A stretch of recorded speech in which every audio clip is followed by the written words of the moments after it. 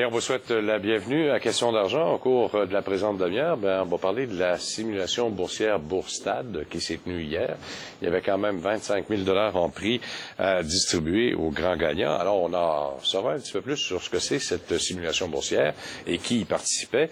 Du Bureau d'assurance du Canada, Lynne Crevier viendra nous parler de la neige qui est tombée et ça a causé des dégâts, des problèmes à bien des endroits. On le sait, il y a quelques années, il y a beaucoup de toits qui avaient été brisés, puis de la glace qui tombe des toits, qui arrive sur les, qui tombe du toit et qui arrive justement sur les véhicules automobiles ou encore qui blesse des gens. Alors, comment êtes-vous protégé là-dedans? Mais d'abord, parlons de Altus. C'est quand même la plus grande firme de services conseils indépendants, l'immobilier au Canada. Je vous présente tout de suite Marie-France Benoît, qui est d'ailleurs directrice du développement de l'Est du Canada d'une des filiales d'Altus, Altus Insight. Elle est membre également active de Crew Montréal. C'est une association qui fait la promotion du succès des femmes en immobilier commercial. Madame Benoît, bonjour. Bonjour. Là, on va parler ce matin du regain des investissements immobiliers à Montréal, alors que il y en a beaucoup qui commencent à croire qu'il y a comme dans le domaine commercial un certain ralentissement. Chez nous, sans parler de boom extraordinaire, il y a quand même un regain malgré tout.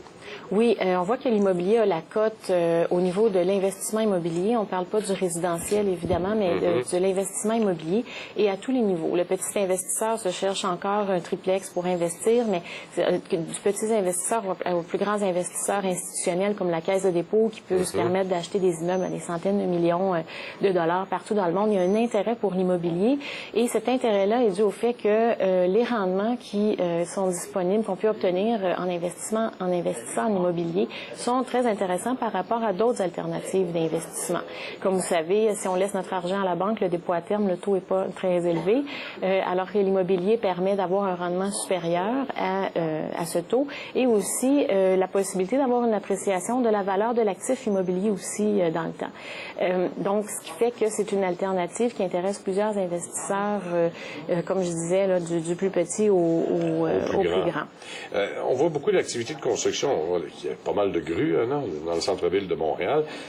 Il y a des nouvelles tours en bureau qui sont en construction. On n'avait pas vu ça depuis 10 ans. Il se passe quoi exactement? Bien, en fait, c'est comme je disais, comme il y a énormément d'intérêt pour l'investissement immobilier, chaque fois qu'un immeuble est à vendre, il y a plusieurs acheteurs potentiels qui font la file pour présenter une offre et ça fait augmenter les prix. Et il y a aussi le fait que l'immobilier, c'est pas de la propriété intellectuelle. Il y a un nombre limité d'immeubles. On peut acheter seulement les immeubles qui existent, ce qui fait en sorte que ça fait augmenter les prix et il y a des investisseurs qui se sont tournés vers d'autres formes d'investissement immobilier, comme le développement immobilier, qui lui aussi offre des rendements intéressants. Ce qui se passe aussi en ce moment, c'est que les prêteurs sont au rendez-vous. On ne peut pas faire de développement immobilier si les prêteurs ne sont pas intéressés à prêter ou si l'argent n'est pas disponible. Et là, le financement pour l'immobilier, pour les projets disponibles, a des coûts avantageux. Et comme il n'y a pas eu de construction depuis 10 ans, comme vous l'avez dit, on parle surtout du centre-ville de Montréal, là où il y a beaucoup d'activités, mais c'est sûr que la demande, il y a une certaine demande refoulée là, pour des nouveaux produits. Ce qu'on voit surtout, ce sont des condos, du bureau, ou les deux, des projets qui ont une mixité de condos et de bureaux qui fait en sorte que les condos sont construits au-dessus des étages de bureaux et peuvent offrir une vue. Les projets qu'on voit sont audacieux, sont en hauteur, sont fort intéressants. Ça va redessiner la silhouette du centre-ville. Ça va être très... On revient donc à cette mode des grandes tours? En fait... sans parler des 150 étages, ça n'existe pas à Montréal, là, mais 35, 40 étages, on revient vers là. Ce qu'on voit, c'est une densification du centre-ville, des sites qui sont disponibles. Il y a un engouement pour le condo, il y a un engouement pour le centre-ville et ça permet aussi de se rapprocher du travail. Il y a le temps de déplacement, plusieurs... du transport en commun. Oui, ou la tendance qu'on dit work, live, play, learn, où on peut travailler, vivre, se divertir, apprendre, étudier dans un même secteur. Donc, c'est ce qu'on voit en ce moment. Il y a aussi au niveau des édifices de bureaux, c'est pas tant la hauteur que les qualités d'économie d'énergie que les nouveaux immeubles peuvent offrir. C'est la tendance verte, c'est l'aménagement. Vous avez parlé de mixité tout à l'heure, donc bureaux et condos dans un même édifice. En fait, pour le bureau, et pour qu'il y ait une construction dans le bureau, c'est qu'il manque souvent d'espace, de grands espaces contigus disponibles pour un utilisateur. Si on exclut les édifices qui sont en construction en ce moment, sur le marché des édifices existants, il y a seulement 2 immeubles à peu près qui peuvent offrir 100 000 pieds carrés ou plus. Alors, il y a un des projets dont on parle beaucoup pour le bureau en ce moment, c'est la tour Deloitte. Bon, la firme Deloitte va occuper près de 160 000 pieds dans cette tour-là. Elle n'aurait pas pu trouver nécessairement sur le marché existant ce qu'elle cherchait exactement. Et là, la compagnie a trouvé un local qui répond à ces critères, mais qui va être construit sur mesure pour elle et que la tour va porter son nom. Donc, au niveau marketing, c'est dur à battre d'avoir son logo sur une tour toute neuve qui va faire 500 000 pieds. Là. La tour va faire 500 000 pieds au total. Une chose, est-ce qu'il est vrai que la tendance actuelle pour les entreprises, c'est de trouver le maximum de pieds carrés, bien sûr, au meilleur prix possible, mais sur le minimum d'étages possible? On a vu beaucoup d'entreprises déménager de certains immeubles parce qu'elles occupaient 10 planchers au global. Ils se disaient, ben là, ça commence à être fastidieux de grimper 10 étages à chaque fois qu'on veut se parler. Là. Oui, l'aménagement pour les édifices de bureaux a évolué énormément au cours des dernières années. On remarque une tendance vers une plus grande densité. Donc, on met plus de gens dans l'espace, mais il est aménagé de façon à ce que ce soit fonctionnel, à faciliter la communication et pas tous les édifices existants peuvent accommoder une telle densité aussi. Donc, ce qui fait que ça pousse des entreprises à aller vers des édifices neufs.